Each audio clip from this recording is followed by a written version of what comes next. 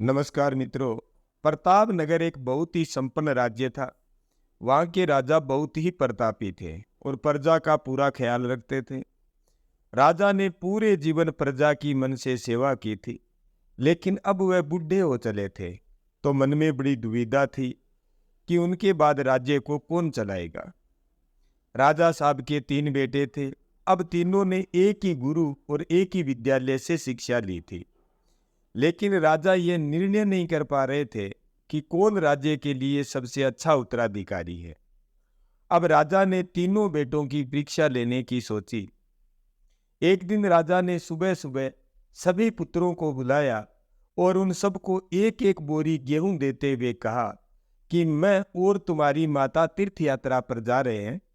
हमें वापस आने में 1 वर्ष से भी ज्यादा समय लग सकता है। तुम तीनों की ये जिम्मेदारी है कि अपने हिस्से के गेहूं को संभाल के रखना, और जब मैं वापस लौटूं तो तुमको ये गेहूं की बोरी वापस लौटानी है। ऐसा कहकर राजा और रानी तीर्थ यात्रा पर चल दिए। सबसे बड़े बेटे ने सोचा, ये गेहूं की बोरी पिताजी को वापस लौटानी है तो इसे मैं तिजोरी में बंद कर देता हूँ।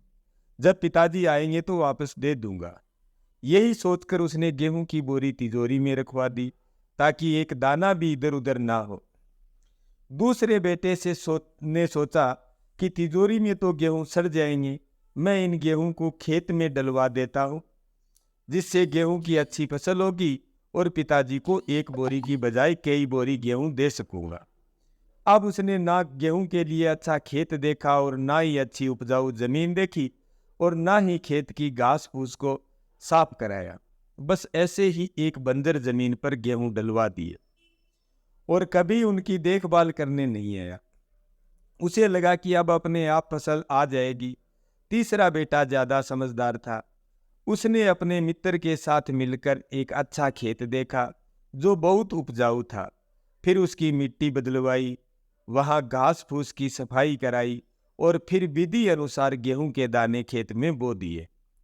पूरी लगन और मेहनत से खेत की हिफाजत की, समय पर खाद पानी सब कुछ दिया। साल भर बाद पहली फसल आई। उसने फिर से उसे बोया, फिर और अन्न उपजा, खेत खलियान लहलाने लगा। राजा यही कोई 3 वर्ष बाद वापस आया। तीनों पुत्रों को देखकर बड़ी प्रसन्नता हुई। साथ ही मन में इच्छा थी ये जानने की कि बेटों ने गेहूं के साथ क्या किया। पहले पुत्र ने जैसे ही तिजोरी खोल के दिखाई, अंदर से बहुत बुरी बदबू आ रही थी। सब कुछ सड़कर राख हो चुका था। पिता ने कहा, ये अन्न है जिससे हम सबका जीवन चलता है और तुम इसकी देखभाल नहीं कर पाए, तुम क्या राज्य संभालोगे। अब दूसरा बेटा पिता को उस जगह पर ले गया जहां उसने गेहूं को डलवाया था।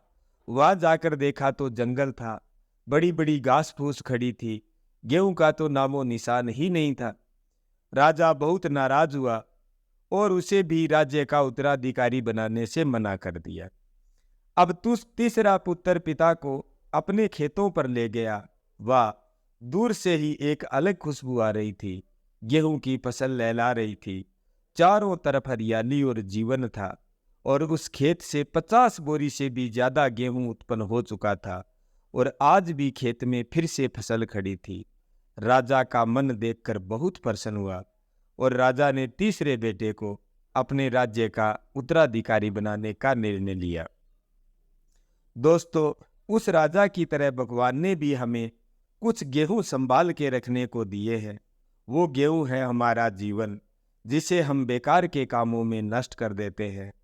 ईश्वर ने जीवन दिया कि दुनिया का विकास करना, आपने अपने ज्ञान को बढ़ाना और उसे बांटना, लेकिन हम अज्ञानी लोग इस जीवन को सड़ा देते हैं और अंत समय जब ईश्वर पूछता है कि जीवन में क्या किया, तो जवाब होता है शून्य, यानी कुछ नहीं। अपने मन की जमीन को साफ करिए, उसमें जो घास फूस है वो हटाइए। मन में जो ईर्ष्या, गुस्सा और व्यसनों को हटाइए और अच्छाई के बीज बोइए। फिर ईश्वर आपसे बेहद खुश होंगे। धन्यवाद।